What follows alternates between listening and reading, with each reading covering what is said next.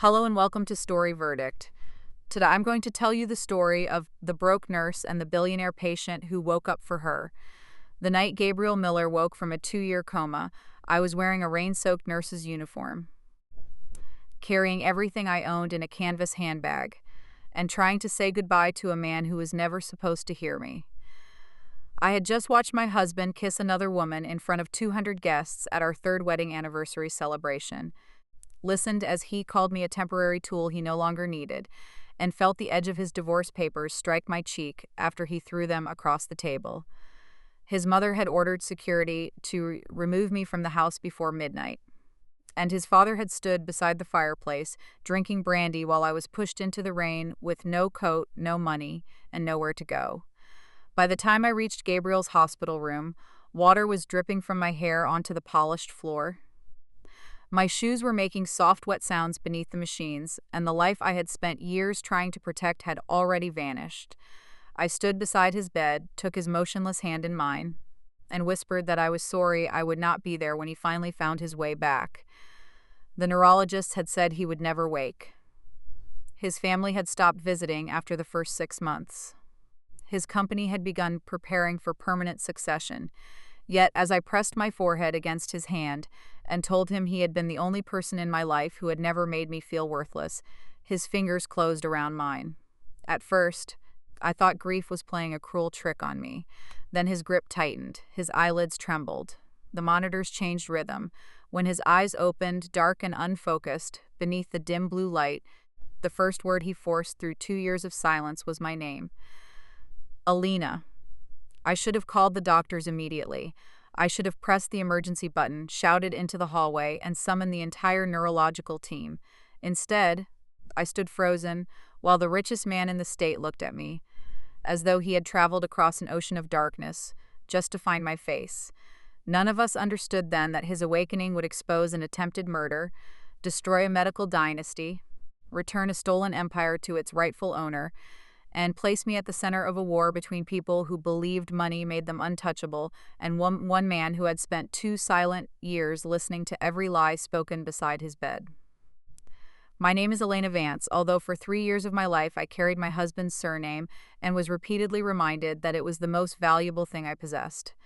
Before I became Elena Hart, the wife of Dr. Liam Hart, I was an orphan with no family records, no inheritance, and no one waiting for me during school holidays. I grew up at St. Agnes Children's Home, a gray brick building at the edge of the city where the radiators coughed through winter and the chapel roof leaked whenever the rain came from the east. I never knew my father. My mother's name was recorded as Mara Vance, but there were no photographs of her and no relatives who could tell me whether I had inherited her eyes, her hands, or the stubborn streak Sister Catherine claimed would either save me or ruin me. I spent years inventing different versions of her. Sometimes she was a singer who had died before she could return. Sometimes she was a frightened teenager who believed the orphanage could give me a safer life. During my angriest years, she was simply a woman who had looked at me and decided leaving was easier than loving me. Sister Catherine never allowed me to stay inside that anger for long. She was the senior nurse at St. Agnes, a broad-shouldered woman with silver hair and a voice that could silence a room without becoming loud. She taught me how to clean a wound, how to recognize fever by touching the back of a child's neck, and how to sit beside someone in pain without filling the silence with useless promises. When I was 12, an influenza outbreak swept through the home and left half the dormitory sick. I followed Sister Catherine from bed to bed carrying water, changing cloths, and rubbing the backs of the younger children when they coughed until they cried. One little boy named Samuel clung to my wrist and refused to let go because he believed people disappeared whenever he slept. I stayed beside him until sunrise. That was the first time I understood that care could be a form of shelter. I could not give Samuel a family or promise him that no one would leave, but I could remain in the chair until he opened his eyes. From then on, I wanted to become a nurse. It was not a glamorous ambition, and it did not sound impressive during scholarship interviews, but I knew the difference between being treated and being cared for. Medicine could repair the body. Care reminded the person inside the body that they had not been abandoned. I studied harder than anyone expected. I earned a state scholarship, worked nights in a retirement home, and graduated from nursing school with honors. I did not have parents in the auditorium, but Sister Catherine sat in the front row wearing the only formal dress I had ever seen her own. She cried when my name was called. After the ceremony, she pressed an old silver medal of St. Raphael into my palm and told me that healing was not about rescuing everyone. Sometimes, she said, it is simply refusing to treat a human being like a burden. I carried that medal for years. Even after Liam's mother told me it looked cheap and inappropriate beside the jewelry she expected of a doctor's wife. I met Liam during my second year at Westbridge Medical Center. He was a resident in cardiology, handsome in the polished, carefully maintained way that made patients trust him before he spoke. He knew everyone's name, remembered birthdays, and seemed comfortable in every room I entered with hesitation. The first time we worked together, an elderly patient went into cardiac arrest during the night shift. Liam led the resuscitation with calm precision while I managed the medication cart. After the patient stabilized, he found me washing my hands and told me I had been extraordinary. No doctor had ever spoken to me that way. Most considered nurses helpful extensions of the equipment, necessary but replaceable. Liam looked at me as though I had done something only I could have done. He began bringing me coffee before morning rounds. He asked about St. Agnes without making pity appear on his face. When I admitted I had no family, he touched my hand and said I would never be alone again. I believed him because those words reached the oldest hunger inside me.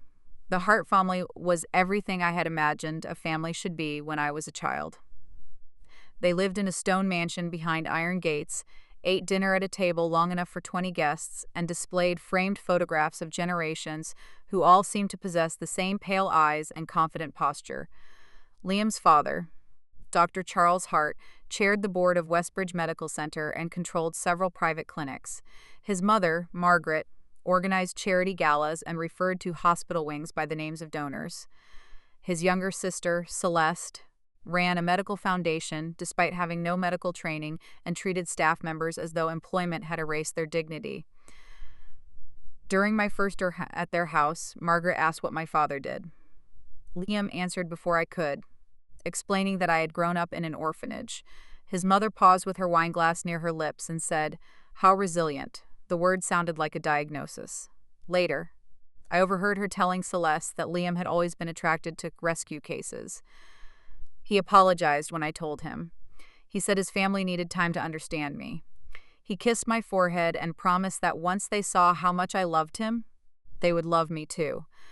I spent the next 4 years trying to earn affection from people who had already decided my devotion was evidence of ambition. When Liam proposed, Margaret insisted on a prenuptial agreement so restrictive that my attorney advised me not to sign it. I signed anyway. It stated that I would receive nothing from the Hart family, no claim to Liam's future earnings, and no right to remain in any property owned by Hart Medical Holdings if the marriage ended. Liam said it was only paperwork designed to calm his parents. "We'll be together forever," he told me, "so none of it matters." I wanted a family more than I wanted protection. That was my first great mistake. The wedding was held at the Hart estate beneath white roses and crystal lanterns. Sister Catherine attended, but Margaret seated her near the kitchen, beside several hospital employees. I noticed and said nothing. During the reception, Charles introduced me to donors as the nurse Liam married, never using my name. Celeste joked that her brother had chosen someone accustomed to taking orders. Liam laughed weakly and squeezed my hand beneath the table. I told myself his discomfort meant he disagreed. It took me years to understand that silence can serve cruelty just as effectively as participation. After the wedding, Margaret began teaching me what she called the responsibilities of belonging to the Hart family. I was expected to host dinners, manage household staff, volunteer at the foundation, and remain available whenever Charles or Liam needed assistance with hospital functions. Because I was a nurse, they also expected me to provide unpaid medical care to elderly relatives, monitor Margaret's blood pressure, organize Charles's medications, and accompany Celeste to cosmetic procedures so she could avoid hiring private help. I continued working full shifts at Westbridge, but when I returned home, I became a servant in silk rooms. If I complained, Margaret reminded me that she had accepted a woman with no background into a respected family. A name like Hart opens doors, she said. Gratitude is the least you can offer in return. Liam always asked me to be patient. His fellowship depended on his father's influence. His future department depended on donor relationships. His mother's approval mattered because she controlled the family trust. He said we were building a life and that some sacrifices were temporary. Yet every sacrifice seemed to be mine. He chose our house, though the deed belonged to Hart Medical Holdings. He selected our social circle, though most of them ignored me unless they needed help. He controlled our accounts because he said financial planning was complicated. My salary was deposited into a joint account I could access only through a card with a monthly limit. When I asked why, he said he was protecting me from the insecurity that came from growing up poor. I did not consider myself poor. I had survived with little, but I had never felt ashamed of it until I entered the Hart family. They used poverty as a moral accusation, a sign that I had failed to be born correctly. Margaret inspected my clothes, criticized my table manners, and once removed a framed photograph of Sister Catherine from our living room because she said an orphanage nurse did not belong beside the Hart family portraits. Liam returned the photograph after I cried, but he placed it in our bedroom where guests would not see it. During the first year of our marriage, he was still affectionate in private. He told me he admired my compassion and that my warmth balanced his ambition. During the second year, the compliments became rarer. He began correcting the way I spoke at dinners and asking me not to mention St. Agnes. He disliked that I remained a bedside nurse instead of moving into administration. People will think I can't provide for my own wife, he said. I told him nursing was not something I did because I needed rescue. It was my profession. He called me defensive. By our third year, he spent most nights at the hospital or at meetings with executives. His phone remained face down whenever we were together. He bought new suits, changed his cologne, and began criticizing my appearance with the detached tone of a physician discussing symptoms. He said night shifts made me look tired. He suggested cosmetic treatments funded by Celeste Foundation. He encouraged me to leave the intensive care unit and work part-time at a heart clinic where I would be more available for family obligations. I refused. That refusal marked the beginning of the end, though I did not recognize it then. Gabriel Miller entered my life 6 months after my wedding. He was 34 years old, founder and controlling shareholder of Miller Global Group, and one of the youngest self-made billionaires in the country. His company owned hotels, logistics networks, medical technology firms, construction interests, and the private investment division that financed half the redevelopment projects in Westbridge. Before the accident, his photograph appeared regularly in financial magazines. Dark hair, steady gray eyes, a reserved expression that made journalists describe him as cold. He had built the company after inheriting only a small manufacturing business from his grandfather and expanding it with a combination of patience and ruthless judgment. According to the newspapers, he trusted very few people. According to the medical records, someone had tried to kill him. His car had gone over a mountain barrier during a storm. The brake line showed signs of tampering, but the official investigation concluded the damage might have occurred during the crash. His driver died at the scene. Gabriel suffered severe brain trauma, multiple fractures, internal bleeding, and prolonged oxygen deprivation. Surgeons saved his life, but he never regained consciousness. Miller Global placed him in a private neurological suite at Westbridge because Charles Hart personally promised the family the most advanced care available. For the first month, Gabriel's room was never empty. Executives came with flowers and spoke in low voices near the door. Lawyers carried folders in and out. His aunt, Beatrice Miller, sat beside him wearing black and asked the doctors the same questions every morning. His cousin Victor Shaw, who had become acting chief executive, visited with cameras and gave statements about hope. A woman named Isabel Crane, widely believed to be Gabriel's future fiancée, cried for photographers and left before the nurses completed evening rounds. By the third month, visits became shorter. By the sixth, almost everyone had stopped coming. Beatrice moved to Europe for her health. Isabel announced that she and Gabriel had never been formally engaged. Victor remained acting CEO and sent assistants to collect medical updates. The flowers disappeared. The private suite came another room filled with machines and a man most people discussed in the past tense. I was assigned to Gabriel care during a staffing shortage. The senior nurse warned me that the position was demanding and politically sensitive. Every medication, movement, and change in his condition required documentation. Corporate lawyers reviewed the reports. Charles Hart visited whenever major donors toured the neurological wing, placing a hand on Gabriel's bedrail and speaking about the hospital's commitment to human dignity. He rarely stayed more than 5 minutes. The first night I cared for Gabriel, I noticed his hands were clenched so tightly that his nails had marked his palms. I spent nearly an hour warming and stretching his fingers. I spoke to him because Sister Catherine had taught me never to discuss an unconscious patient as though they were absent. I explained every procedure before I performed it. I told him when I adjusted his position, when I cleaned his face, and when I changed the dressings around the feeding line. At the end of the shift, I said goodnight. His condition did not change, but when I returned 2 days later, I found myself relieved to see him. Caring for a comatose patient requires faith in small things. Skin that remains intact, muscles that do not contract permanently, lungs that stay clear, joints that preserve movement. A person may appear still, but the body is constantly negotiating survival. I learned the rhythm of Gabriel's breathing and the subtle changes in his pulse when voices entered the room. I noticed that classical piano softened the tension in his jaw. I discovered that reading financial reports made his heart rate increase, while poetry made it settle. I began bringing books. I read him stories from the orphanage library, newspaper articles, and sections of novels I had loved as a teenager. I described the weather outside his window.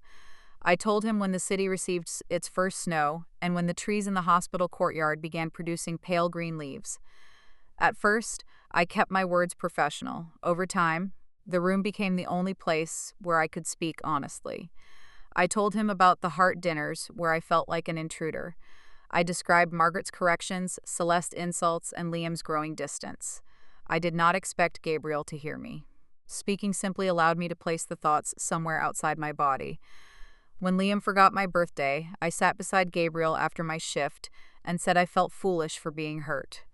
When Margaret told a donor I had married above my station, I admitted that part of me feared she was right. I told him about St. Agnes, Sister Catherine, and the children who used to share shoes because the home could not afford enough pairs. I told him I missed being poor without being ashamed.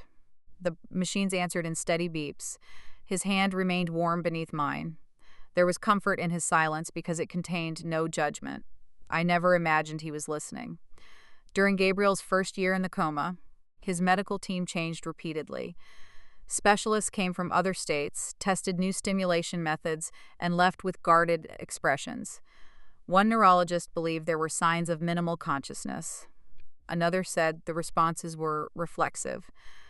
Charles Hart encouraged Miller Global to continue paying for experimental treatment, though very little experimentation occurred after the first months. Westbridge received enormous monthly payments for maintaining the private suite. Victor Shaw approved them without question. I noticed irregularities before I understood their meaning. Gabriel's sedation orders remained unusually high for a patient being evaluated for consciousness. Certain medications were continued despite repeated notes that they suppressed neurological response. When I raised concerns, the attending physician, Dr. Owen Price, said the drugs prevented agitation and protected the healing brain. Liam, who had recently joined the hospital's executive medical committee, told me not to interfere with decisions above my grade. "You're a nurse, Elena," he said. "Observation is useful. Interpretation is not your job." I continued documenting everything. On nights when Gabriel's sedation was slightly reduced, his fingers sometimes moved in response to my voice. Once, when I told him Liam had accused me of embarrassing him at a donor dinner, a tear escaped from the corner of Gabriel's eye. I called the neurologist. By the time the doctor arrived, the response was gone. He described it as involuntary. I accepted that explanation because hope felt dangerous. Yet I began testing simple patterns whenever we were alone. I asked Gabriel to increase pressure in his right hand if he could hear me. Nothing happened. I asked him to move one finger. Nothing. Weeks later, during a storm, I said, "You must be tired of thunder." His index finger twitched against my palm. I repeated the sentence. It moved again. I reported the response. Dr. Price increased the sedation the following morning. When I questioned the change, he became angry and told me emotional attachment was compromising my judgment. Charles summoned me to his office and warned that the Miller account was too important for imaginative nurses to create false expectations. Liam sat beside his father during that meeting. He did not defend me. On the drive home, he said I had humiliated him. I told him I was advocating for a patient. He said I was behaving like a lonely woman inventing a relationship with an unconscious billionaire. The accusation disgusted me, but it also frightened me because a private part of my heart had begun to depend on the quiet honesty of Gabriel's room. I never touched him improperly or imagined he loved me. Still, I cared about him in a way that exceeded professional obligation. I wanted him to wake not because he was rich or powerful, but because abandonment had gathered around his bed like dust, and I could not bear the thought that he might be trapped somewhere inside himself, hearing people give up. I began reviewing his medication history during my breaks. I compared dosage changes with recorded neurological responses. A pattern emerged. Whenever a nurse documented signs of awareness, Dr. Price ordered increased sedation or changed the schedule to ensure the strongest effect during neurological evaluations.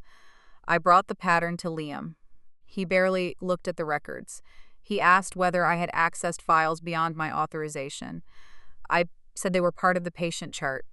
He said powerful companies did not appreciate employees creating conspiracy theories. Then he took the copies and promised to examine them.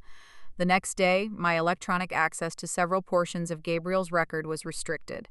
Liam said it was a system update. I later learned he had informed Charles that I was becoming unstable. Despite everything, I remained in Gabriel's care because no one else wanted the permanent night rotation. The work was exhausting, and the family no longer offered the generous bonuses paid during the first year. I accepted the shifts. Over 2 years, I prevented pressure injuries, detected 3 respiratory infections before they became severe, and stopped a feeding error that could have caused aspiration. I learned how his eyebrows shifted when he was uncomfortable and how his pulse slowed when I read poetry. I cut his hair, shaved his face, and placed fresh flowers beside the window even when no visitors came to see them. On his 36th birthday, Miller Global sent an arrangement large enough to cover the table. The card was signed by the executive board, but no individual name appeared. I brought a small chocolate cake, though he could not eat it, and lit one candle. "You are allowed one impossible wish," I told him. "I recommend waking up and firing everyone." His heart rate increased. I laughed for the first time that day. I did not know then that he remembered the joke. While my bond with Gabriel deepened in silence, my marriage collapsed in public. Liam's career advanced quickly. He became Director of Strategic Cardiology Partnerships, a position created after Miller Global's medical division announced a possible investment in Westbridge. Charles praised his son's leadership. Margaret arranged dinners with hospital executives. Celeste began discussing a future political campaign built around the Hart family's medical philanthropy. I became useful when they needed a compassionate face. Margaret positioned me beside children at charity events and described my orphanage background as an inspiring Hart family success story. She never mentioned that I had become a nurse before meeting Liam.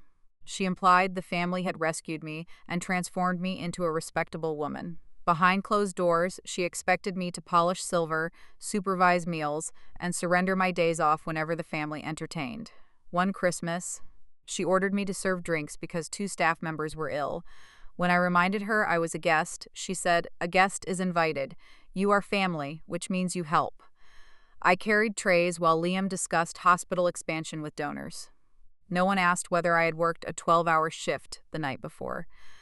The affair began with Dr. Serena Caldwell, though I did not know her name until months later. Serena was the daughter of Westbridge's chief executive officer, Richard Caldwell, and had recently completed a fellowship in hospital management. She was beautiful, polished, and born into the network of power Liam had spent his life trying to enter. He began mentioning her often, always in professional contexts, Serena had arranged a meeting. Serena understood funding. Serena believed Liam should lead a new institute. When I asked whether they spent time together outside work, he accused me of insecurity. Margaret said Serena came from a family that understood the pressures of medicine and suggested I could learn from her.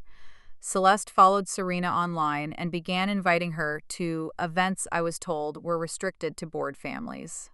I found hotel receipts, late-night messages, and a gold earring beneath the passenger seat of Liam's car.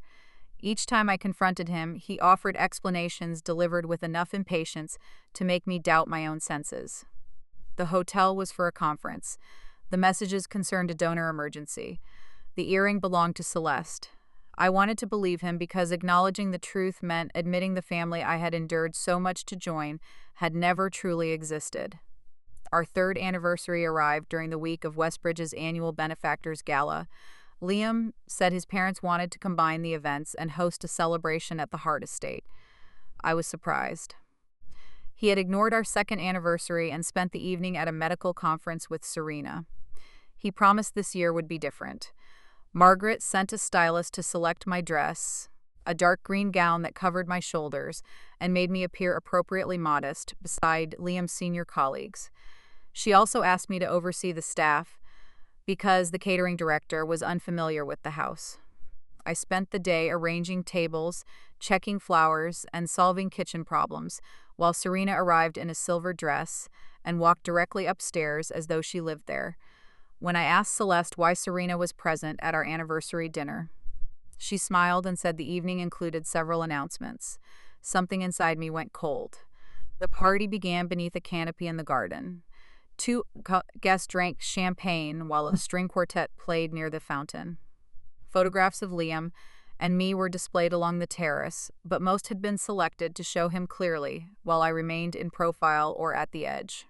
Margaret introduced us as an example of devotion and said the Hart family believed marriage was built on gratitude, duty, and shared ambition. Liam held my hand while she spoke. His palm felt dry and distant. During dinner, I noticed Serena seated beside Richard Caldwell at the central table, wearing a diamond bracelet identical to one Liam had claimed was being purchased for a hospital auction. After dessert, Charles approached the microphone and announced that Westbridge would establish the Caldwell Hart Institute for Advanced Cardiac Medicine. Liam would become its executive director. The guests applauded. Richard Caldwell thanked the Hart family and said the partnership represented more than professional cooperation. Serena rose. Liam released my hand. He walked toward her beneath the lights and kissed her. At first, the gesture appeared ceremonial, a greeting on the cheek. Then he placed both hands around her waist, and she pulled him closer. The applause changed into uncertain silence. I could hear silverware touching plates and the fountain spilling water behind them. When they separated, Serena lifted her left hand. A diamond ring flashed beneath the garden lights. I looked at Liam. He did not appear ashamed. He looked relieved. Margaret moved beside him and announced that after careful private consideration, Liam and I had agreed to end our marriage. I stood so quickly that my chair struck the stone. I agreed to nothing, I said. Every face turned toward me. Liam's expression tightened. He walked back to the table carrying a white envelope. "Do not make this uglier than it has to be," he said. I asked how long the affair had lasted. Serena answered from behind him. "Long enough for both of us to know what we want." I looked at Margaret. She avoided my eyes. Celeste watched with open amusement. Charles drank from his glass. The entire family had known. The party was not an anniversary celebration. It was a public execution designed to announce Liam's alliance with a wealthier woman while controlling the story of our divorce. He placed the envelope on the table. I did not take it. "Why here?" I asked. He lowered his voice, though everyone remained close enough to hear. "Because you become emotional in private. Here, there are witnesses." I told him he had betrayed me. He said our marriage had been finished for years. I asked whether I had ever been his wife or only a servant useful to his family. Something cruel entered his face, perhaps because the truth had finally come easier than maintaining kindness. "You were useful," he said. "When I needed to appear compassionate, marrying an orphan nurse made me look grounded. Donors loved the story. My parents tolerated you because you helped with the family and never demanded much. But I'm building something larger now. Elena. Serena understands that world. I said, so I was a tool. He gave a small shrug, a temporary one. Now I have something better. The words did not create the pain, they clarified it. Every apology, every request for patience, every promise that his family would eventually accept me had been part of a transaction I had never understood. I asked whether he had ever loved me. He looked toward the guests as though my question embarrassed him. I cared about you, he said. But care is not the same as compatibility. Then he lifted the envelope and threw it onto the table. The papers slid across the polished surface, struck my water glass, and fell against my chest before dropping to the floor. I bent to collect them because some old part of me still believed I was responsible for cleaning every mess they made. The first page was a petition for divorce citing emotional instability, professional misconduct, and marital abandonment. Liam intended to claim I had developed an unhealthy attachment to Gabriel Miller and neglected my duties as a wife. He had used my concern for a patient as evidence that I was unfit. I looked up and found Serena smiling. "You should sign," she said. "The agreement is generous considering the prenup. The settlement offered me $5,000 and 30 days of temporary housing, but only if I resigned from Westbridge and signed a confidentiality clause preventing me from discussing the Hart family." I tore the papers in half. Margaret gasped as though I had damaged something sacred. Liam grabbed my wrist. "You are making a mistake." I pulled away. "No," I said.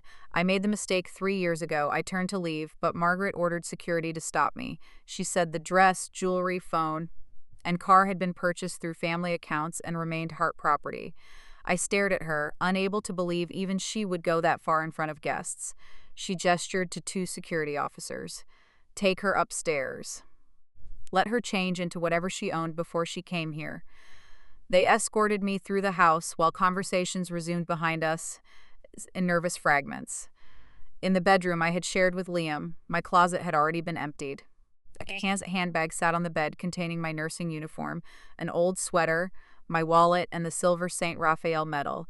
They had prepared my removal before the party began. My personal books, photographs, and documents were gone. The officer said I had 10 minutes. I changed into the uniform because it was the only complete set of clothing they had left. I placed the medal around my neck and searched for the photograph of Sister Catherine. It had disappeared from the drawer. When I returned downstairs, Margaret waited by the front door. She said I should be grateful they were not pursuing legal action over the embarrassment I had caused. I asked where my belongings were. She said they would be inventoried and delivered after I signed the agreement. Celeste held up her phone and photographed me. "For security," she said. Liam did not come to the door. Through the glass wall of the terrace, I saw him standing beside Serena while guests examined her ring. The rain began as I stepped outside. It was cold, hard rain that flattened my hair and soaked through the thin cotton uniform within minutes. The security gate closed behind me. My bank card failed when I tried to order a ride because Liam had frozen the joint account. The small emergency cash in my wallet was not enough for a hotel. I walked nearly 2 miles to the main road before a city bus stopped. Passengers looked at my wet uniform and assumed I had finished a shift. No one knew I had just lost my marriage, home, money, reputation, and almost every physical object I owned. I considered going to St. Agnes, but Sister Catherine had died the previous winter, and the new administrator barely knew me. I could have called another nurse, but shame closed around my throat. Liam had spent years teaching me that needing help proved his family's judgment correct. The only place I could imagine going was the hospital. Westbridge remained bright against the rain, its glass towers glowing above the streets. I entered through the staff entrance, avoided the security desk, and changed my shoes in the locker room. My access badge still worked. I knew it might not by morning. Liam's divorce petition accused me of misconduct involving Gabriel. Once his family presented the allegation to hospital administration, I would be suspended. I climbed the quiet stairs to the neurological floor because I could not bear the elevator's mirrored walls. The night nurse looked surprised to see me and said my shift did not begin until the following evening. I told her I had forgotten something in Gabriel's room. She was called to another patient before she could question me. I entered room 801 and closed the door. Gabriel lay beneath a white blanket, unchanged, surrounded by the soft electronic glow that had become more familiar to me than my own home. Rain moved against the window. A piano recording played quietly from the speaker. I approached the bed and tried to speak, but the grief I had controlled through the bus ride, security corridor, and stairwells finally broke. I sank into the chair and covered my face.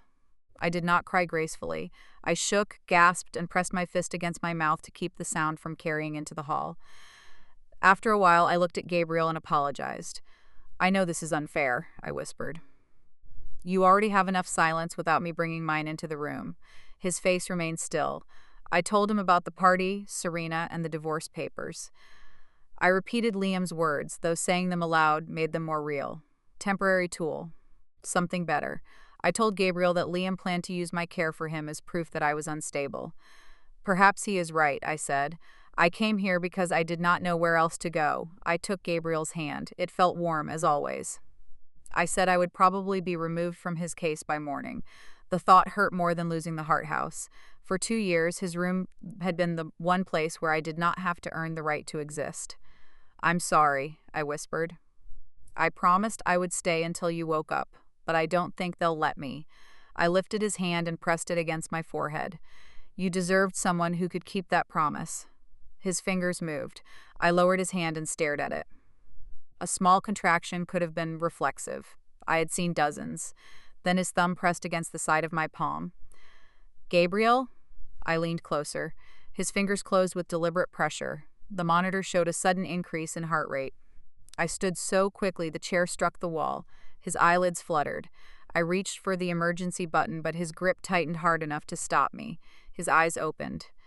They were unfocused at first, gray beneath the dim light, moving slowly across the ceiling and machines. I whispered his name again. His gaze found me. Recognition entered it before full awareness. His lips parted. No sound emerged. I reached for water, then remembered he could not safely swallow. "Don't try to speak," I said. "You've been unconscious for 2 years." His brow tightened. I pressed the call button, but he pulled weakly against my hand. "Help is coming," I told him. He made a rough sound. I bent closer. His breath touched my cheek. "Elena." My name emerged broken, barely more than air, yet unmistakable. I stared at him. "You know me?" His eyes closed briefly, then opened. He moved one finger against my palm in the pattern I had used during neurological checks. One press for yes. I asked whether he could understand me. One press. I asked whether he had heard my voice before tonight. One press. My knees nearly failed. "How long?" He could not answer. The door handle moved. Gabriel's eyes widened with sudden fear. He released my hand and closed his eyes. By the time the night nurse entered, his face was still. She asked what happened. I said I thought he had moved. She checked the monitor, pupils, and vital signs. Gabriel did not respond. She suggested I go home and rest. I almost told her everything, but the fear in his eyes stopped me. Someone had kept him sedated whenever signs of consciousness appeared. If he had been aware, perhaps he understood more than any of us. I waited until the nurse left, then leaned near his ear. "Open your eyes if you want me to keep this secret." His eyelids lifted.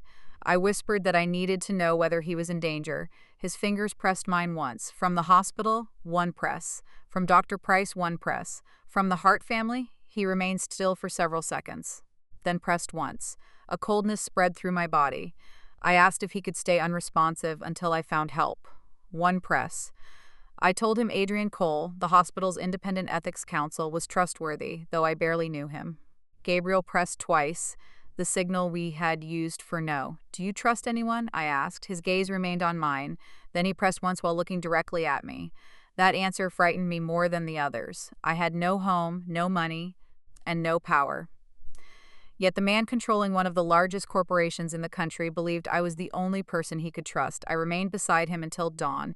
We developed a simple communication system. One press meant yes. Two meant no. Three meant stop. I asked whether he remembered the accident. Yes.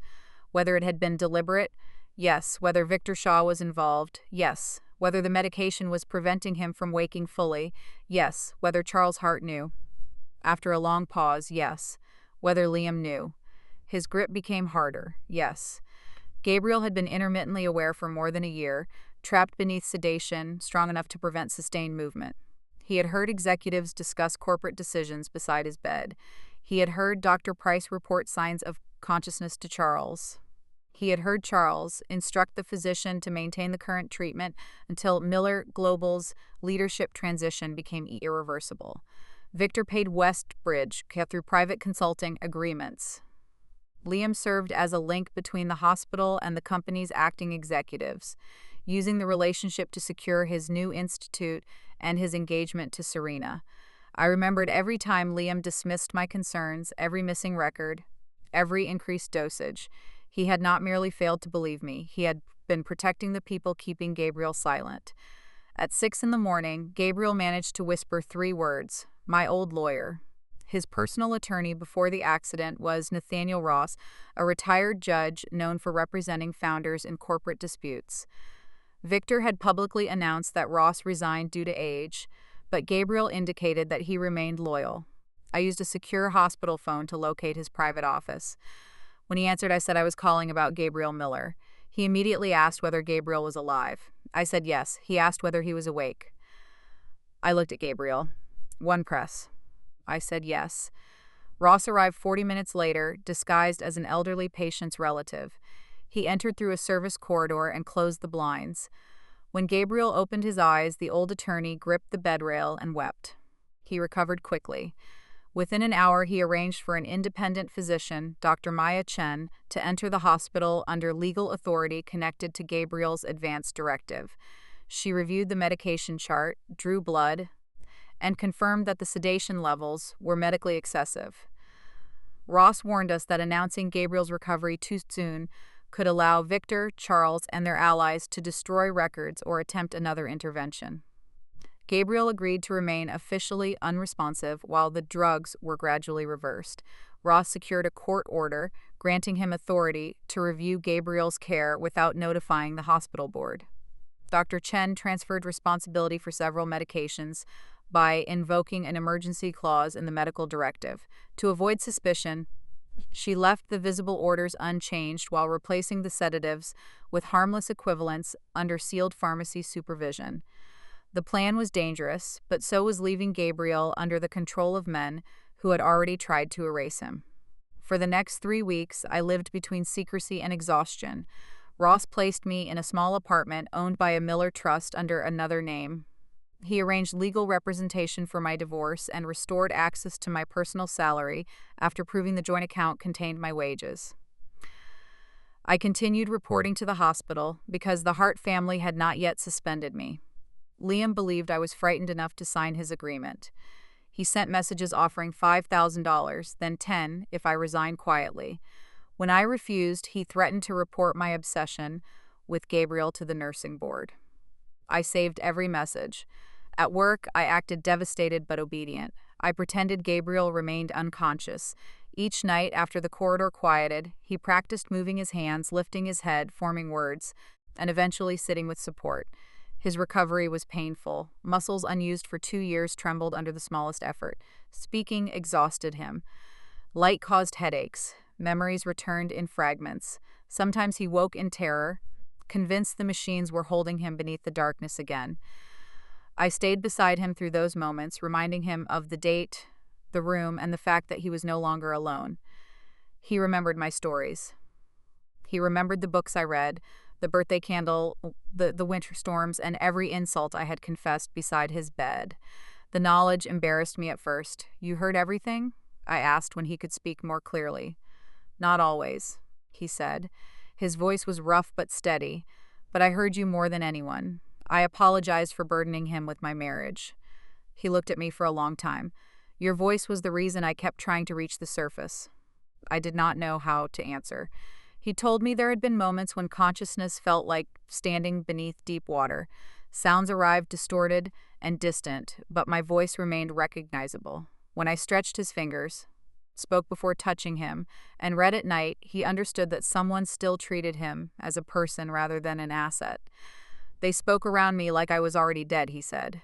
"You spoke to me like I was coming back." Gabriel's trust did not become romance immediately. It became partnership. He needed evidence, and I needed truth.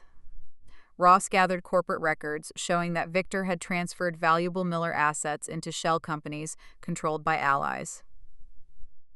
Gabriel's accident occurred 3 days before a board vote that would have removed Victor from succession planning due to suspected embezzlement. Charles Hart received millions in research grants from those same shell companies. Westbridge continued billing for treatments that were not performed.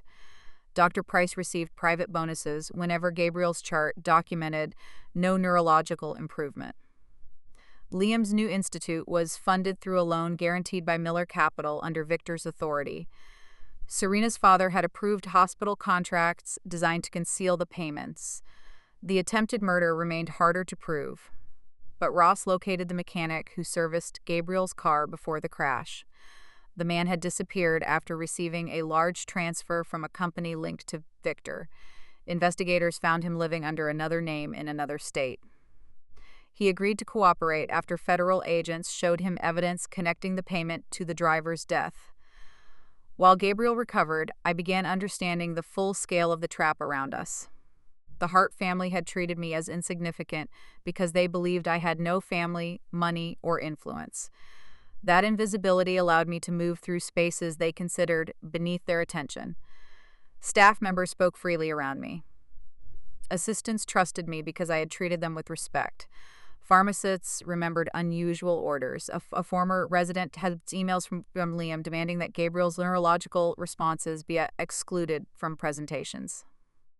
A housekeeper at the Hart estate had photographed Charles meeting Victor privately weeks before the anniversary party.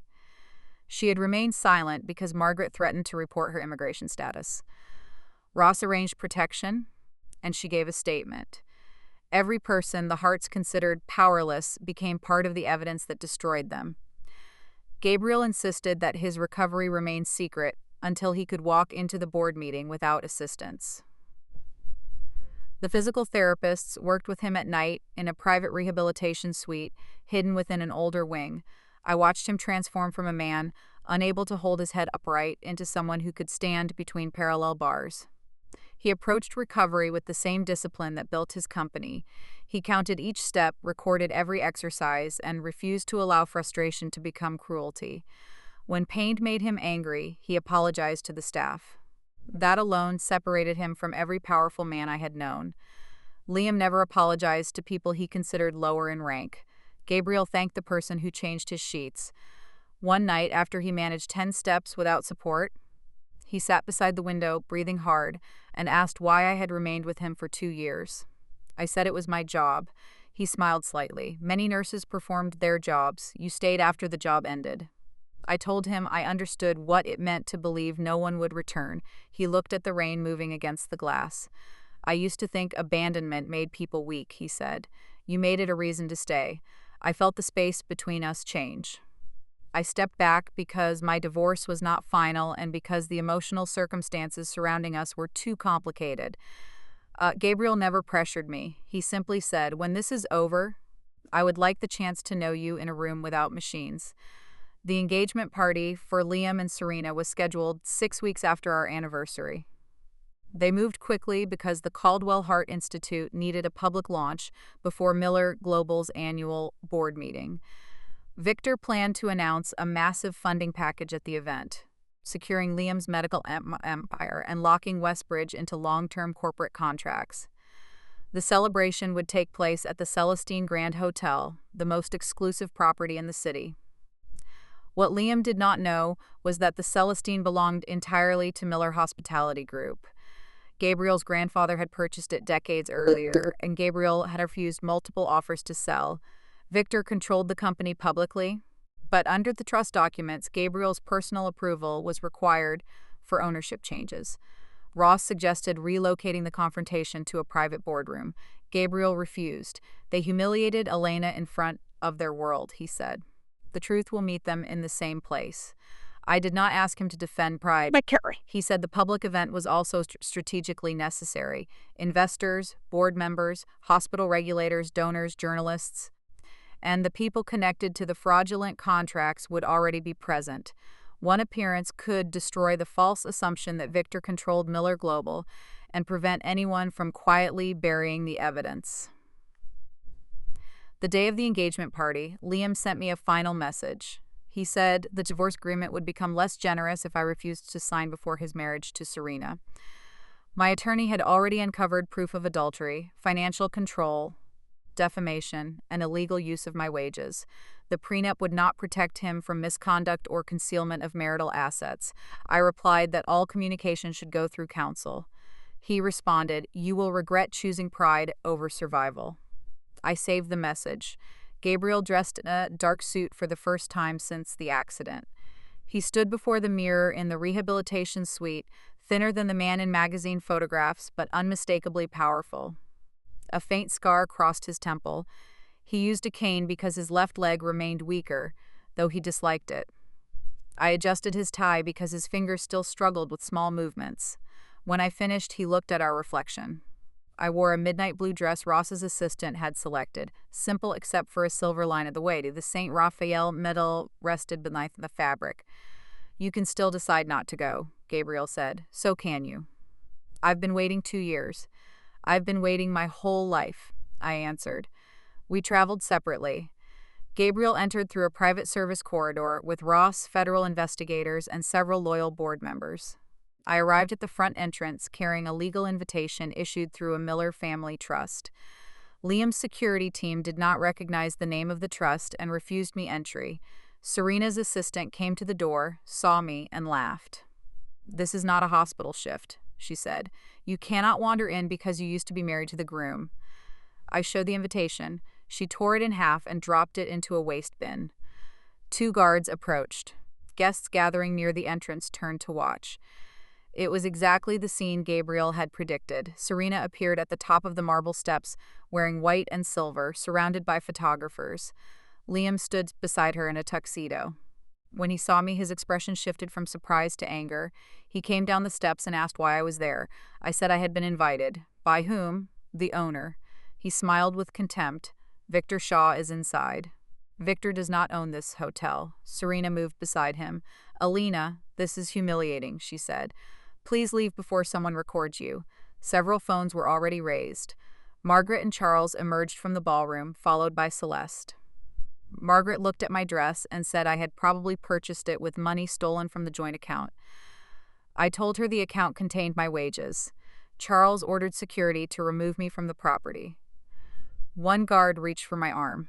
A voice behind him said, "Touch her, and you will never work in one of my buildings again." The entire entrance became silent. Gabriel stood at the far end of the lobby beneath the crystal chandelier. Ross was beside him. Behind them were Miller Global directors, hotel executives, investigators, and 2 representatives from the state medical board. Gabriel walked toward us slowly, his cane touching the marble in measured beats. Guests moved aside as recognition spread through the room. Someone whispered his name. Then dozens of people began speaking at once. Victor Shaw, who had been waiting near the ballroom doors, looked as though the air had left his body. Charles dropped his glass. Liam stared at Gabriel, then at me. "That's impossible," he said. Gabriel stopped beside me.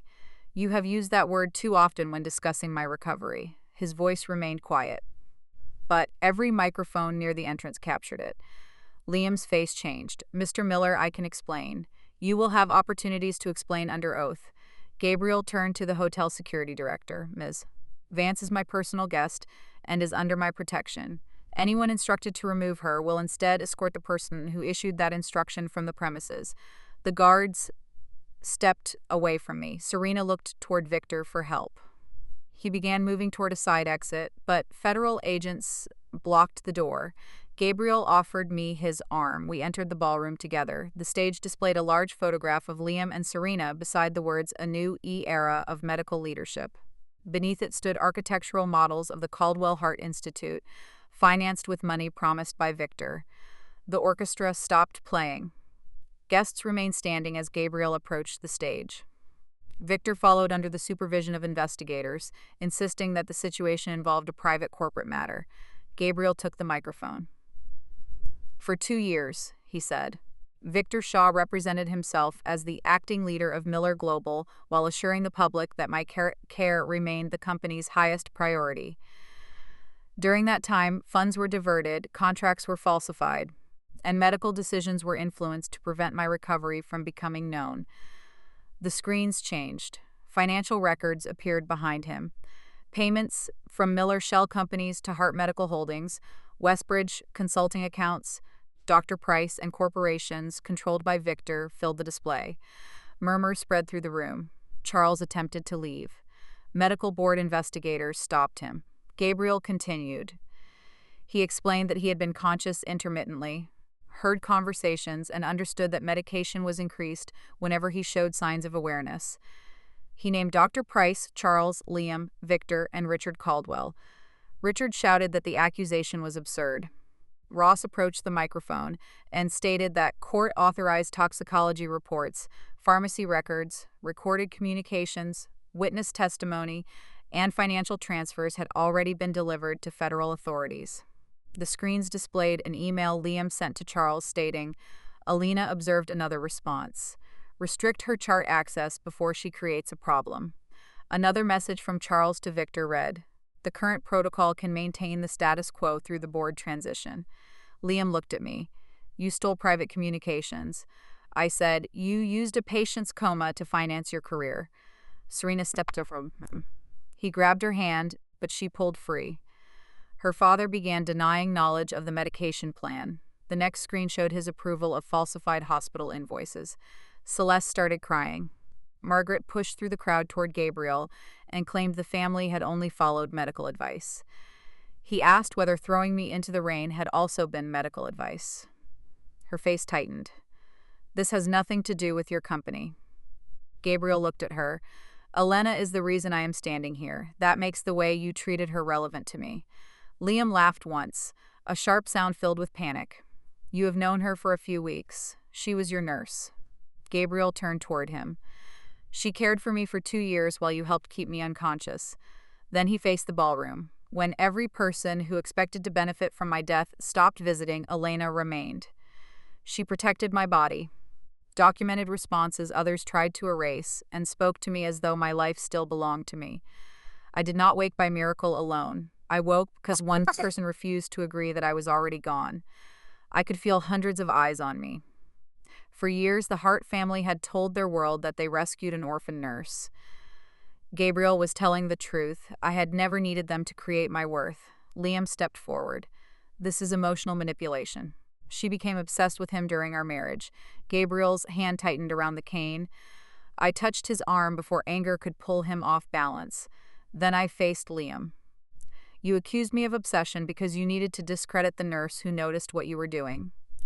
You used our marriage to monitor me, restrict my access, and threaten my license." The state medical board representative moved toward him and handed him an official notice of emergency suspension pending investigation.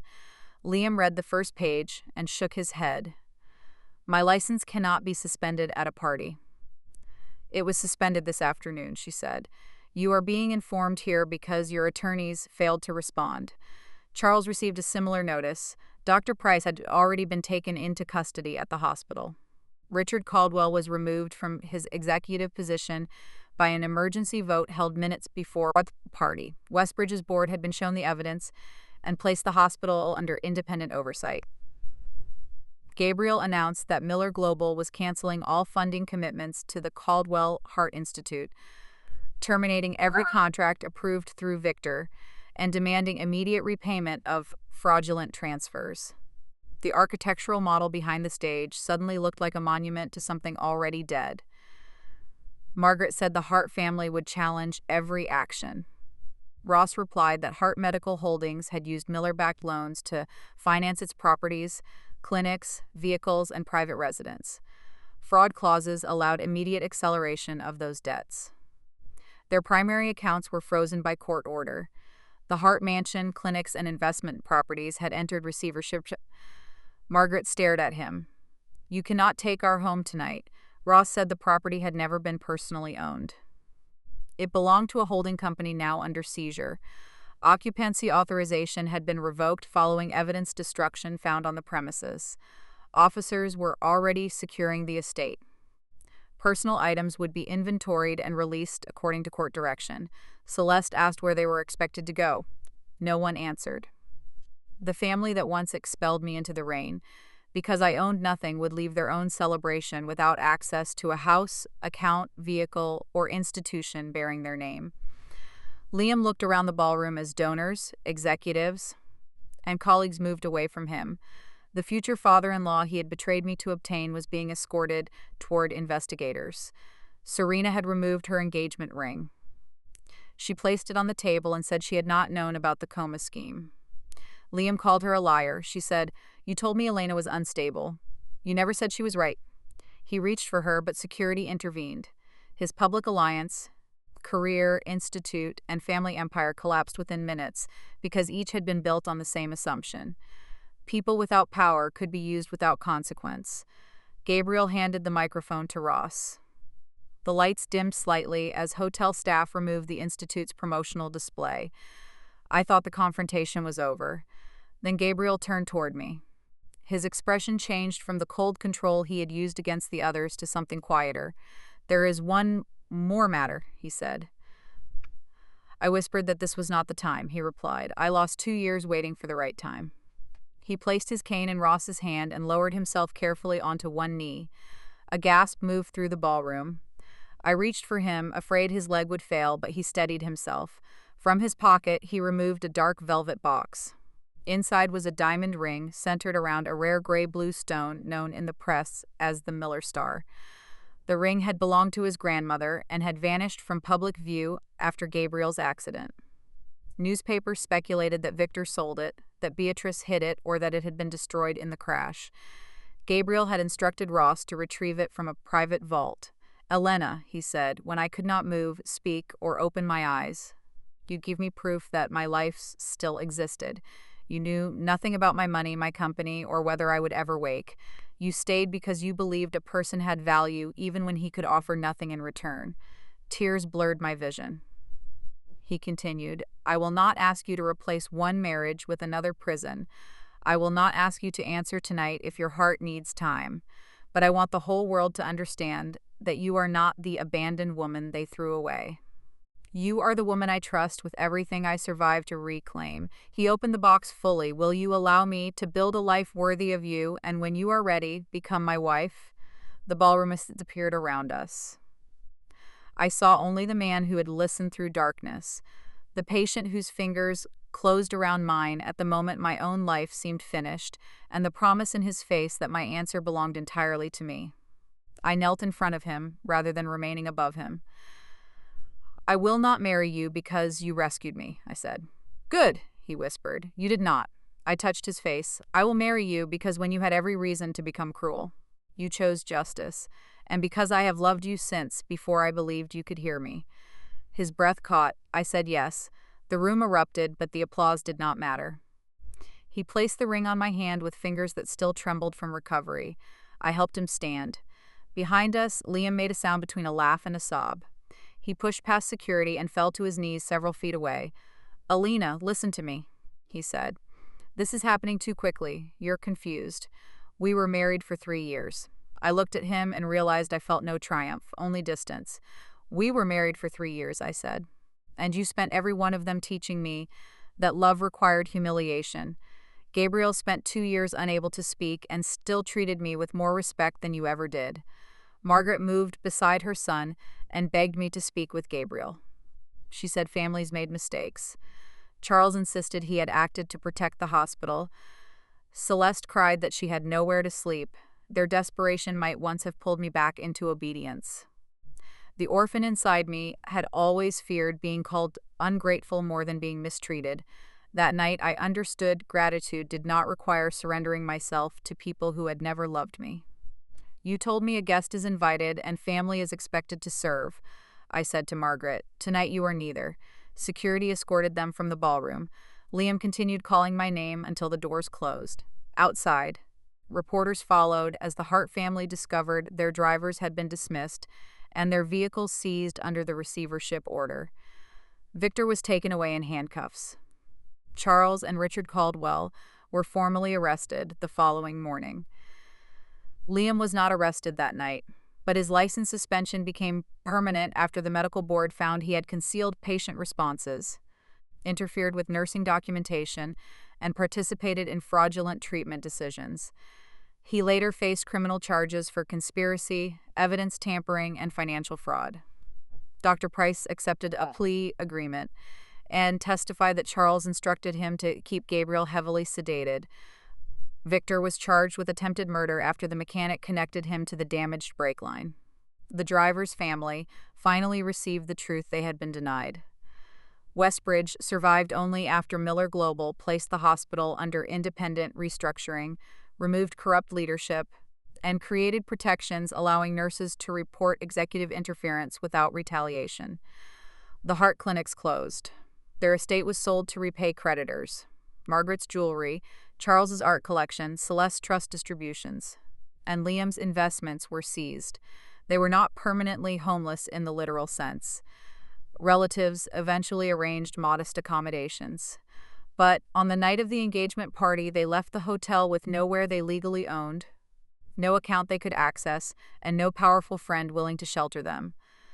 The social world they worshipped abandoned them before sunrise.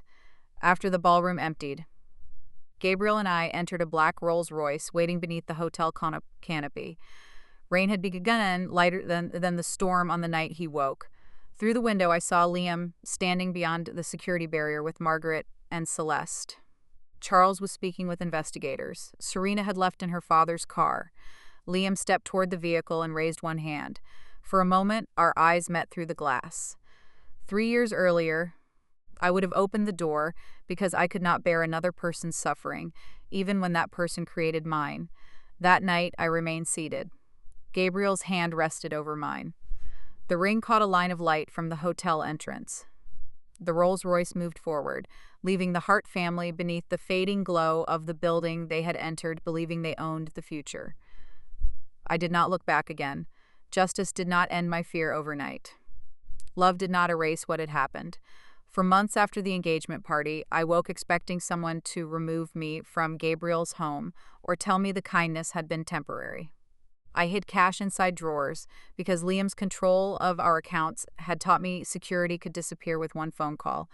I apologized whenever I used household staff, though Gabriel repeatedly reminded me they were employees with defined hours, wages, and authority to refuse unreasonable requests.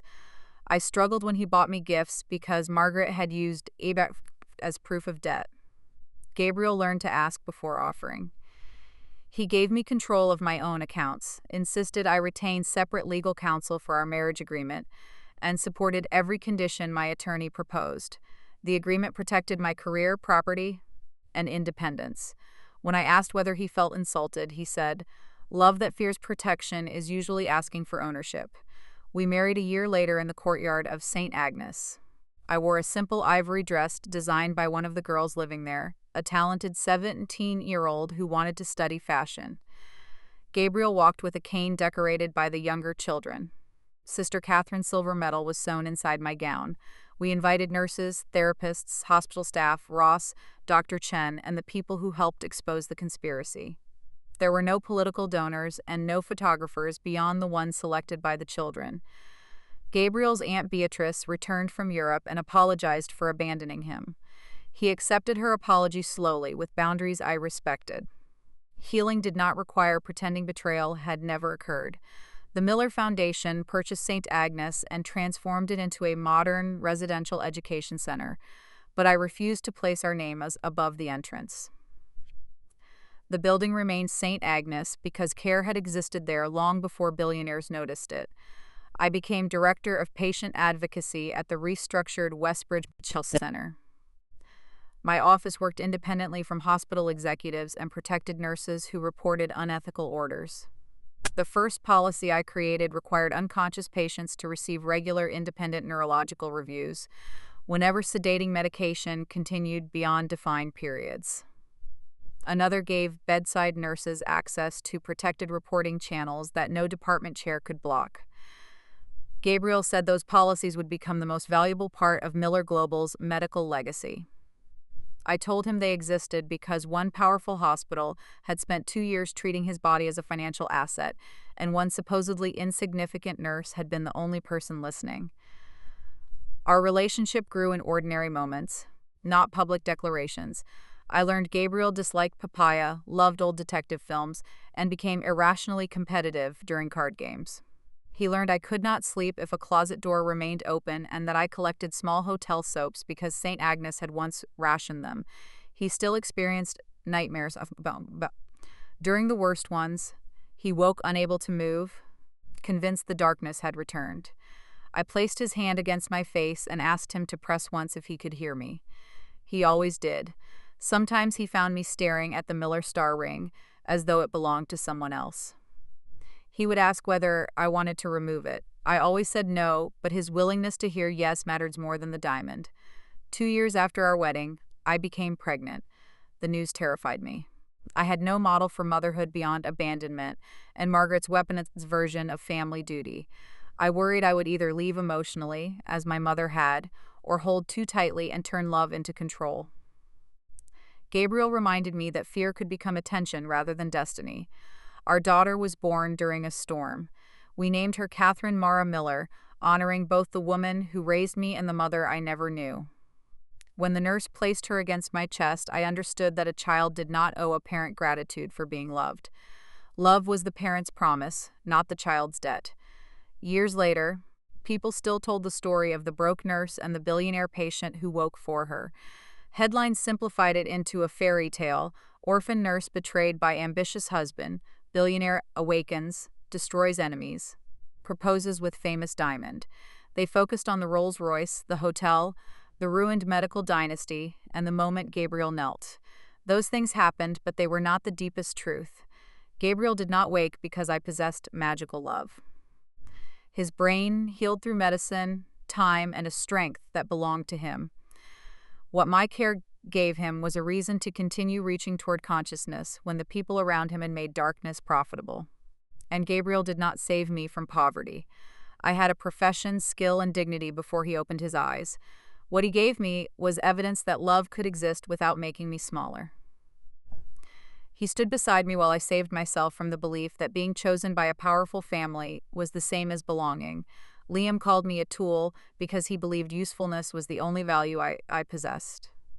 Margaret called me a gold digger because she could not imagine an orphan entering a wealthy family without wanting its money. Charles called Amiens stable because truth spoken by a nurse threatened the authority of men with titles. They were wrong about all of it.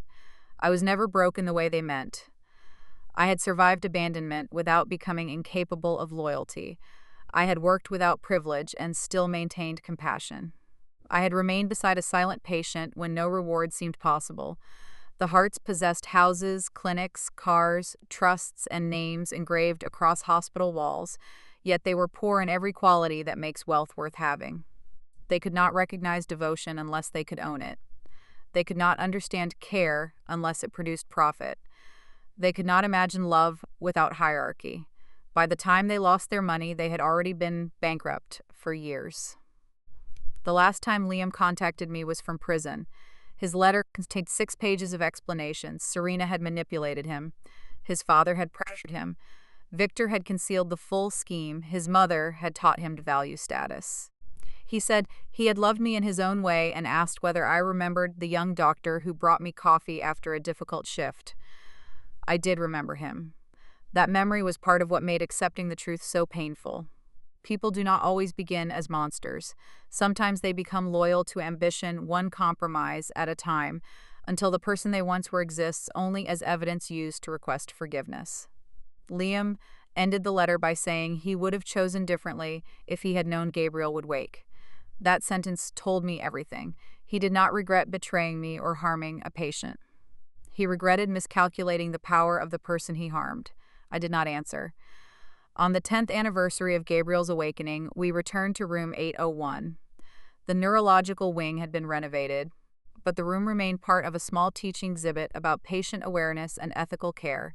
The original bed was gone. A plaque near the window explained that reports of consciousness must never be dismissed simply because they come from staff members with less institutional authority. It did not include our names at my request. Gabriel stood beside the place where the bed had been and looked toward the rain. His limp was barely noticeable now, though he still used a cane during long days. I asked what he remembered most clearly from the night he woke. He said, "You apologizing for leaving." I smiled sadly. I thought I had broken my promise. He took my hand. "You came back to say goodbye when you had nowhere else to go. That was not abandonment." I asked whether he had truly woken for me. He thought for a moment. "I had been trying to wake for months," he said. "But when you said goodbye, I understood I might lose the only voice that still believed I existed. So I reached." Outside, the rain softened against the glass. Our daughter waited in the corridor with Ross, who had become her honorary grandfather and spoiled her beyond reason. Gabriel raised my hand and touched the ring he had placed there years earlier. "Would you still say yes?" he asked. "Not because I saved you, not because you saved me. Knowing everything now." I looked at the man who had once been a silent patient, then a secret ally, then the person who showed me that power could kneel without becoming weak. "Yes," I said, "but I would make you wait longer before proposing in front of 500 people." He laughed, and the sound filled the room where machines had once answered every word. We left Westbridge through the main entrance. No one stopped me. No one asked whether I belonged. The city lights reflected across the wet pavement as Gabriel opened the car door, not because I needed a servant or a rescuer, but because kindness had become one of the ordinary languages of our marriage. Before getting inside, I looked back at the hospital tower and thought of the woman I had been when I arrived in the rain with one bag and no home. She believed she had lost everything because the Hart family withdrew a name, a house, and an illusion of belonging. She did not yet know that the moment they threw her away was the moment she became free to recognize what remained. Her skill, her conscience, her courage, her ability to love without calculation. A patient's hand, closing around hers in the darkness. That woman was never a gold digger, never a temporary tool, and never the broken orphan they described. She was the one person in a room full of experts who understood that a silent man was still alive. And when he finally opened his eyes, he did not turn her into someone valuable. He simply became the first powerful who refused to pretend she had ever been anything less. Goodbye.